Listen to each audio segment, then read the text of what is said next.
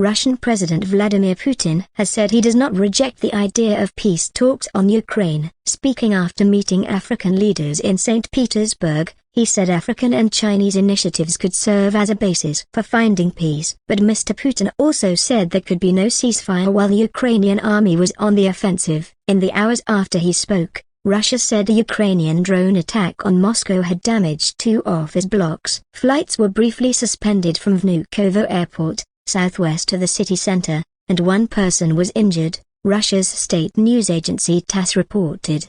Ukraine has not commented on the drone incident. One eyewitness, who only gave her first name as Liya, told Reuters she could see fire and smoke. "We heard an explosion and it was like a wave, everyone jumped," she said. "Then there was a lot of smoke and you couldn't see anything. From above, you could see fire." On peace talks, both Ukraine and Russia have previously said they will not come to the negotiating table without certain preconditions. Kyiv says it will not concede any territory, but Moscow says Kyiv must accept its country's new territorial reality. Russia invaded its neighbor last year and is occupying territory in the country's south and east. Mr Putin told the late-night press conference on Saturday that there were no plans to intensify action on the Ukrainian front for now. He also defended the arrest of critical voices, claiming some people were harming Russia from inside. Criticism of Moscow's invasion of Ukraine is outlawed and most prominent opposition members are behind bars or in exile. In the wide-ranging briefing,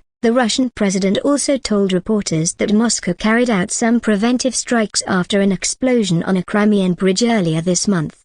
Following the bridge incident, which left 2 people dead, Mr Putin vowed to respond to what he claimed was a terrorist act by Ukraine. Kyiv did not officially say it was responsible for the blast on the bridge, which links the occupied peninsula to Russia. The Russia-Africa summit comes after an African contingent including leaders and representatives from 7 countries met Ukraine's President Volodymyr Zelensky and Mr Putin last month.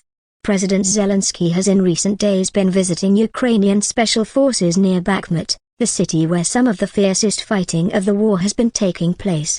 Ukrainian authorities have said Kyiv's troops are gradually moving forward near the eastern city, which Russian forces seized in May. Overnight the northeastern Ukrainian city of Sumy was hit by rockets, killing 1 person and injuring 5 others, the country's interior ministry said.